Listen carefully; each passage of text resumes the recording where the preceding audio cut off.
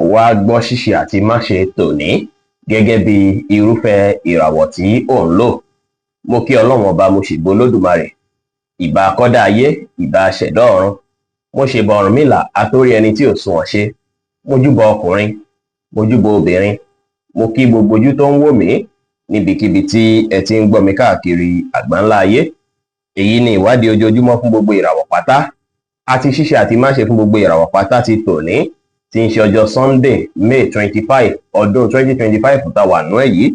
Ẹ̀yin tẹ́ ń wò mí pátá, ẹ dákun ẹ dábọ̀ ẹ bá ń share fídíò yìí kó kárí ilé kó kárí oko, kó lè jẹ́ òwúlò àti àǹfààní fún ọ̀pọ̀lọpọ̀ ènìyàn. Kí ẹ sì má gbàgbé láti follow, kí ẹ sì subscribe kẹ́ lè pẹ̀ láwọn tá máa jàǹfààní onírúurú fídíò tá à ń fi léde lójoojúmọ́ fún ìdàgbàsókè ìjọmọ ènìyàn. Ẹ̀yin tẹ́ ti fẹ́ ṣèwádìí onírúurú láǹfààní láti kàn sí wa ní WhatsApp 09033897161. Ẹ̀yin tẹ́ ń lò ràwọ̀ iná tó kọran yan Harris, ẹ̀yin tàbí láàrin March 21 sí April 20, inú yín máa dùn púpọ̀ lọ́jọ́ tòní, tí a sì reflect lára yín lórí ohunkóhun tí ẹ bá ń ṣe lọ́jọ́ tòní. Bẹ́ẹ̀ sì ni ìyẹn lè jẹ́ kí ẹ̀yin tẹ́ bá lọ síbi iṣẹ́ lè ní káwọn tó wà láyìíká yín níbi iṣẹ́ kán fẹ́ máa lára yín bákan bákan, ṣùgbọ́n ẹ̀yin má wò bẹ̀ rárá. Ẹ wulẹ̀ gbajúmọ̀ nǹkan tẹ́ fẹ́ gbajúmọ̀ ní àyè iṣẹ́. Èní ò wá dára rárá fẹ́yìn tẹ́ ń lò ràwọ̀ yìí láti fi gbé ìgbésẹ̀ tuntun tàbí láti fi bẹ̀rẹ̀ nǹkan tuntun rárá o. Ẹ mọ́kàn balẹ̀ kẹ́ gbà láfíà láàyè, ẹ bá àwọn èèyàn sọ̀rọ̀ pẹ̀lú ìfẹ́, ẹ fi ìgboyà ṣe ohunkóhun lénìí. Deep blue jẹ́ kọ́lọ̀ tó dára jù fún yín láti wọ̀ láṣọ lónìí. Aago 2 ní ọ̀sán sí aago 3 ní ọ̀sán ni àkókò èyí tó dára jù fún yín láti fi ṣe ohun tó ṣe kókó tó ṣe pàtàkì jù nínú ìgbésí ayé yín ní ọjọ́ tòní. Ẹ̀yin tẹ́ ń lò ràwọ̀ erùpẹ̀ alámọ̀ Taurus, ẹ̀yin tàbí láàrin April 21 sí May 20, ìgboyà máa wà fún yín lọ́jọ́ tòní, tí yẹn sì máa ràn yín lọ́wọ́ púpọ̀ láti lè gbé ìgbésẹ̀ èyíkéyìí látàrí pé máa nígbàgbọ́ ní kíkún nínú ara yín dáadáa. Ẹ ṣáà tiẹ̀ ti nígbàgbọ́ nínú ohun tó ń sọ sí yín lọ́kàn lórí ohunkóhun lọ́jọ́ tòní. Bẹ́ẹ̀ sì ni kẹsà àwọn kan tá mú kí inú yín dùn káyọ̀ yín kún. Ẹ tẹpá mọ́ṣẹ́ kí ẹ wà positive. Forest green jẹ́ kọ́lọ̀ tó dára jù fún yín láti wọ̀ láṣọ lónìí. Aago 5 kọjá ìṣẹ́jú 15 ní ìrọ̀lẹ́ sí aago 6 kọjá 30 ìṣẹ́jú ní ìrọ̀lẹ́ jẹ́ àkókò tí ó dára rárá fún yín láti fi ṣe ohun tó ṣe kókó tó ṣe pàtàkì jù nínú ìgbésí ayé yín ní ọjọ́ tòní. Ẹ̀yin tẹ́ ń lò ràwọ̀ afẹ́fẹ́ aláwàdà Gemini, ẹ̀yin tàbí láàrin May 21 sí June 21, ó ṣeé ṣe kí àwọn mọ̀lẹ́bí yín kí wọ́n fìfẹ́ tó tọ́ hàn sí yín lọ́jọ́ tòní, kí wọ́n sì wá ìdùnnú fún yín náà púpọ̀, tí yẹn sì máa jẹ́ káyìíká yín kó gbalẹ̀ fún yín rọrùn. Ọjọ́ tòní dára púpọ̀ láti fi lo àkókò àti ìgbà pẹ̀lú àwọn olólùfẹ́ yín. Ẹ wà positive, kẹ́ ṣe dáadáa sáwọn tó súnmọ́ yín, kẹ́ sì rí dájú pé ṣàwọn kan tá mú kí inú yín dùn káyọ̀ yín kún pátá. Aago 10 láàárọ̀ sí aago 12 ní ọ̀sán ni àkókò èyí tó dára jù fún yín láti fi ṣe ohun tó ṣe kókó tó ṣe pàtàkì jù nínú ìgbésí ayé yín lónìí, tí kọ́lọ̀ pink sì jẹ́ kọ́lọ̀ èyí tó dára jù fún yín láti wọ̀ láṣọ ní ọjọ́ tòní. Ẹ̀yin tẹ́ ń lò ràwọ̀ omi agbára Cancer, ẹ̀yin tàbí láàrin June 22 sí July 22, ó ṣeéṣe kó ṣe yín bí ìgbà pé kẹ́ lọ́jọ́ tòní pẹ̀lú olólùfẹ́ àtàwọn alásùnmọ́ yín látàrí pé wọ́n jẹ́ ìdí pàtàkì tẹ́ fi máa wà ní ìdùnnú púpọ̀ lọ́jọ́ tòní. Ó dára kẹ́ bá wọn ṣe lọ́jọ́ tòní, ṣùgbọ́n ohun tó bá ti di ká ṣiṣẹ́, bóyá ṣe ilé ni àbí nǹkan míì, ó ṣeéṣe kẹ́ fẹ́ ṣèmẹ́lẹ́ o, ó ṣeéṣe kẹ́ fẹ́ wà very lazy, kẹ́ má wulẹ̀ ráyè gbogbo nǹkan tó jọ mọ́ à ń tẹpá mọ́ṣẹ́ rẹpẹtẹ lọ́jọ́ tòní. Bẹ́ẹ̀ sì ni ẹ tún lè wà concern nípa ìlera ara yín náà lénìí pẹ̀lú lọ́jọ́ tòní. Ẹ rí dájú pé ẹ kọbi ara tí ìlera ara yín, kí ẹ rí dájú pé ẹ ṣe dáadáa sáwọn èèyàn, kẹ́ ẹ ra yín lẹ̀kẹ́ sì báwọn èèyàn ṣe pẹ̀lú àwàdà àti ẹ̀rín. Aago 2 kọjá 30 ìṣẹ́jú lọ́sàn sí aago 4 kọjá 20 ìṣẹ́jú ní ìrọ̀lẹ́ ní àkókò èyí tó dára jù fún yín láti fi ṣe ohun tó ṣe kókó tó ṣe pàtàkì jù nínú ìgbésí ayé yín ní ọjọ́ tòní, tí kọ́lọ̀ green sì jẹ́ kọ́lọ̀ èyí tó dára jù fún yín láti wọ̀ láṣọ ní ọjọ́ tòní. Ẹ̀yin tẹ́ ń lò ràwọ̀ iná tó gbóná rere Leo, ẹ̀yin tàbí láàrin July 23 sí August 22, ó ṣeé ṣe kí ọ̀pọ̀ yín fẹ́ rìnrìn àjò lọ́jọ́ tòní tó máa jọmọ́ ti ọ̀rọ̀ iṣẹ́ tàbí nǹkan míì.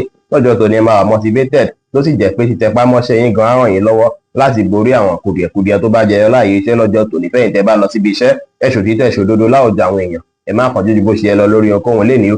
Ẹ wà smart, kẹ́ gbájúmọ́ ohun tó yẹ kẹ́ gbájúmọ́, kẹ́ tẹpá mọ́ṣẹ́, kẹ́ sì ṣe dáadáa sáwọn èèyàn lénìí pẹ̀lú. Aago 3 kọjá 30 ìṣẹ́jú ní ọ̀sán sí aago 5 ìrọ̀lẹ́ kù ìṣẹ́jú 15 ní àkókò èyí tó dára jù fún yín láti fi ṣe ohun tó ṣe kókó tó ṣe pàtàkì jù nínú ìgbésí ayé yín ní ọjọ́ tòní. Ẹ̀yin tẹ́ ń lò ràwọ̀ erùpẹ̀ funfun Virgo, ẹ̀yin tàbí láàrin August 23 sí September 23, múdù yín máa dàbí ìgbà pé kẹ́ báwọn èèyàn ṣe, kẹ́ lọ patí, kẹ́ gbafẹ́, kẹ́ enjoy ara yín lọ́jọ́ tòní. Ẹni wulẹ̀ ráyè ń pẹ́ fẹ́ ṣiṣẹ́ lọ́jọ́ tòní, o bí ìgbà pé iṣẹ́ yẹn ẹni wulẹ̀ serious láti gbájúmọ́ àwọn responsibility yín lọ́jọ́ tòní. Lénìí kẹ́ rí dájú pé ẹ relax, kẹ́ fi prepare fáwọn iṣẹ́ tẹ́ máa ṣe lọ́la, tẹ́ ṣe dáadáa sáwọn èèyàn lénìí. Ẹ wá ìdùnnú fúnra yín, kẹ́ sì ṣìkẹ́ ara yín dáadáa lọ́jọ́ tòní dára. Brown jẹ́ kọ́lọ̀ tó dára jù fún yín láti wọ̀ láṣọ lónìí. Aago 3 ní ọ̀sán sí aago 5 ní ìrọ̀lẹ́ ní àkókò èyí tó dára jù fún yín láti fi ṣe ohun tó ṣe kókó tó ṣe pàtàkì jù nínú ìgbésí ayé yín ní ọjọ́ tòní. Ẹ̀yin tẹ́ ń lò ràwọ̀ afẹ́fẹ́ márìmí fi ń Libra, ẹ̀yin tàbí láàrin September 24 sí October 23 ẹ máa wà motivated, ẹ sì máa wà determined dáadáa lọ́jọ́ tòní. Àkókò ti tó wáyé láti lo onú nípa àwọn nǹkan tí ẹ̀ ń gbà lérò fún dáadáa kẹsì bẹ̀ sí iṣẹ́ lé wọn lórí. Lọ́jọ́ tòní ẹ lè jáde lọ lọ́wọ́ ìrọ̀lẹ́ láti lọ gbafẹ́, láti lọ enjoy ara yín, kò sí wàhálà.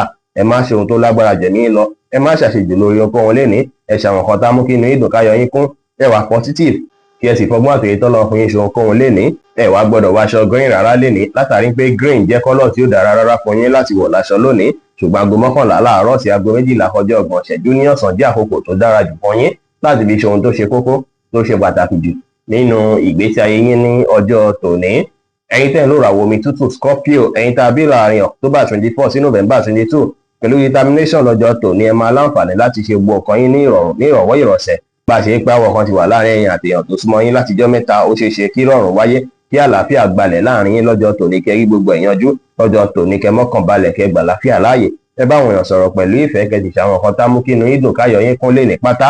Black jẹ́ kọ́lọ̀ tó dára jù fún yín láti wọ̀ láṣọ lónìí. Aago 7 ní àṣálẹ́ sí aago 9 ní àṣálẹ́ ní àkókò èyí tó dára jù fún yín láti fi ṣe ohun tó ṣe kókó tó ṣe pàtàkì jù nínú ìgbésí ayé yín ní ọjọ́ tòní. Ẹ̀yin tẹ́ ń lò ràwọ̀ iná àtùpà Sagittarius, ẹ̀yin tàbí láàrin November 23 sí December 22 ẹ máa lọ́jọ́ tó dára lọ́jọ́ tòní. Ọjọ́ tòní máa tayọ. Àwọn nǹkan tẹ́ bá ṣe lọ́jọ́ tòní á rí bí ẹ ṣe ń fẹ́. Àwọn nǹkan tí ẹ̀ ń gbà lérò lọ́jọ́ tòní ó ṣeé ṣe kí ó tún kẹnu sí, kẹ́ tún máa gba àwọn nǹkan ńláńlá tẹ́ fẹ́ gbé ṣe ní ayé yín lérò dáadáa lọ́jọ́ tòní. Dèní ẹ ti máa fẹ́ ṣàkitiyan lé lórí, tó sì jẹ́ pé àwọn akitiyan tí ẹ bá ṣe yìí á bí ire lọ́jọ́ iwájú. Lọ́jọ́ tòní kẹ́ mọ́kàn balẹ̀, látàrí pọ́kàn yín gan máa balẹ̀ pẹ̀sẹ̀, bẹ́ẹ̀ sì nínú yín máa dùn láti inú wá. Ṣùgbọ́n ó ṣeé ṣe kí nǹkan kékeré fẹ́ wáyé bí àìgbọ́ra-ẹni-yé láàrin ẹ̀yin àti èèyàn tó súnmọ́ yín. Bẹ́ẹ̀ sì nílé ni ẹ máa ní ìgbàgbọ́ pé kò sí nǹkan tí ò lè ṣeé ṣe tí àìgbọ́ra-ẹni-yé bá wá wáyé láàrin ẹ̀yin àti èèyàn lọ́jọ́ tòní. Ẹ rí dájú pé ẹ fi ọ̀rọ̀ sísọ ẹ fi yanjú gbogbo ẹ̀. Tẹ́ bá wá rí pé nǹkan náà ó dàbí ìgbà pé ó ń pẹ́ kò fẹ́ yanjú, ẹ wulẹ̀ fún olólùfẹ́ yín náà, ẹ fún wọn ní space díẹ̀ kí gbogbo ẹ fi calm down, kẹ́ ní ìrètí pé gbogbo kan ti dára. Ẹ ní ìgbàgbọ́ ní kíkún nínú ara yín, ẹ free mind yín, ẹ wà positive. Grey jẹ́ kọ́lọ̀ tó dára jù fún yín láti wọ̀ láṣọ lónìí. Aago 10 láàárọ̀ sí aago 12 ní ọ̀sán ní àkókò èyí tó dára jù fún yín láti fi ṣe ohun tó ṣe kókó tó ṣe pàtàkì jù nínú ìgbésí ayé yín ní ọjọ́ tòní. Ẹ̀yin tẹ́ ń lò ràwọ̀ erùpẹ̀ eléruku Capricorn, ẹ̀yin tàbí láàrin December 23 sí January 19 a ṣe yín bí ìgbà pé kí ẹ dá wà lẹ́yìn nìkan, kẹ́ má wulẹ̀ bẹ́nikẹ́ni ṣe. Ìyẹn sì máa ràn yín lọ́wọ́ púpọ̀ tẹ́ bá lè dá wà láti ronú bí ìjìnlẹ̀ nípa ìgbésí ayé yín, látàrí pé máa tún lọ understanding nípa àwọn kankan sí lọ́jọ́ tòní. Lọ́jọ́ tòní kẹ́ ronú jinlẹ̀ nípa àwọn kan tá mú kí inú yín dùn káyọ̀ yín kún, kẹ́ sì gbajúmọ̀ ṣíṣe wọn, kẹ́ ṣe dáadáa sáwọn èèyàn, kẹ́ gbà láfíà láàyè lénìí. Ẹ rẹra yín lẹ̀ kẹ́ wá ìrọ̀rùn láwùjọ yín pẹ̀lú. Yẹ́lò jẹ́ kọ́lọ̀ tó dára jù fún yín láti wọ̀ láṣọ lónìí. Aago 5 ní ìrọ̀lẹ́ sí aago 6 ní ìrọ̀lẹ́ ní àkókò èyí tó dára jù fún yín láti fi ṣe ohun tó ṣe kókó tó ṣe pàtàkì jù nínú ìgbésí ayé yín ní ọjọ́ tòní. Ẹ̀yin tẹ́ ń lò ràwọ̀ afẹ́fẹ́ oníbínú Aquarius, ẹ̀yin tàbí láàrin January 20 sí February 19 ọ̀pọ̀ yín lè jí kára dédé máa kọ yín tàbí kínú dédé máa bí yín, ládàrí pé bóyá ẹ ti ń go through àwọn kankan látijọ́ mẹ́ta tó ti ń fa ròyìnròyìn ọkàn fún yín, tó sì jẹ́ pé bóyá àárọ̀ ìgangan ló wá gbalẹ̀ lọ́kàn yín púpọ̀, tó ṣe pé ẹ wà máa fi bínú àbí máa kanra. Lọ́jọ́ tòní ó ṣeé ṣe káwọn kan wọ̀nyí kẹ́ mórí bọ́ nínú rẹ̀ lénìí. Ẹ ṣàmọ́kàn balẹ̀, kí ẹ wòye sí bí ẹ ṣe ń fìlì, kí ẹ sì rí dájú pé àwọn challenges tó ń ṣẹlẹ̀ yìí àǹfààní ni fún yín láti fi ní ìdàgbàsókè. Àwọn kan tó ṣe pé dandan ní gbọ́dọ̀ ṣẹlẹ̀ ní ìgbésí ayé ẹ̀dá kíyàn tó débi téèyàn ń lọ ni. Tẹ́ bá ti wòye síbẹ̀ kò ní sí problem. Ẹ má dá sọ́rọ̀ sí wọn pè yín sí àbẹ́ tí ó kàn yín. Ẹ rí dájú pé ẹ sọ̀rọ̀ àsọjù láwùjọ, ẹ sì rí dájú pé ẹ create àkókò díẹ̀ láti fi ṣe prayer lọ́jọ́ tòní. Aago 2 ní ọ̀sán sí aago 3 ní ọ̀sán ní àkókò èyí tó dára jù fún yín láti fi ṣe ohun tó ṣe kókó tó ṣe pàtàkì jù nínú ìgbésí ayé yín lónìí, tí kọ́lọ̀ grey sì jẹ́ kọ́lọ̀ èyí tó dára jù fún yín láti wọ̀ láṣọ ní ọjọ́ tòní. Ẹ̀yin tẹ́ ń lò ràwọ̀ omi tí kì í ru Pisces, ẹ̀yin tàbí láàrin February 20 sí March 20 ọ̀pọ̀ yín ọpọlọ yá jí pépé, ara yín sì máa yá gágá, múdù yín máa dára púpọ̀ látàrí pé àwọn kan tí ẹ̀ ń gbà lérò fún ṣíṣe ó ti ń já sí bí ẹ ṣe ń fẹ́, ó ti ń já sáṣeyọrí fún yín. Kò sóhun tó máa fà yín sẹ́yìn rárá lọ́jọ́ tòní o. Sátọ̀nù tiẹ̀ ti wá kúrò nínú ìràwọ̀ yín báyìí, ó ti bọ́ sínú ìràwọ̀ Aries.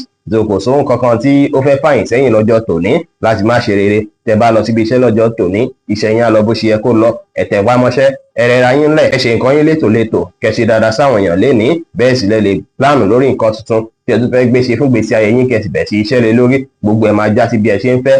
Aago 2 ní ọ̀sán sí aago 3 ní ọ̀sán ní àkókò èyí tó dára jù fún yín láti fi ṣe ohun tó ṣe kókó tó ṣe pàtàkì jù nínú ìgbésí ayé yín lónìí tí kọ́lọ̀ pọ́pù sì jẹ́ kọ́lọ̀ èyí tó dára jù fún yín láti wọ̀ láṣọ ní ọjọ́ tòní. Bí ó ṣe jẹ́ nìyẹn fún gbogbo irúfẹ́ ìràwọ̀ 12 tó wà pátá. Ẹ̀yin tẹ́ ń wò mí pátá ẹ má gbàgbé pé Ọlọ́run Ọba Olódùmarè nìkan lọ́ba tó ní ìmọ̀ jùlọ. Fẹ̀yin tẹ́ fẹ́ ṣèwádìí onírúurú ẹ láǹfààní láti kàn sí wa ní WhatsApp 09033897161. Ire gbogbo á jẹ́ tiwa lónìí, lọ́sẹ̀ yìí, lóṣù yìí àti ní gbogbo ọjọ́ ayé wa láṣẹ Èdùmàrè. Ire o.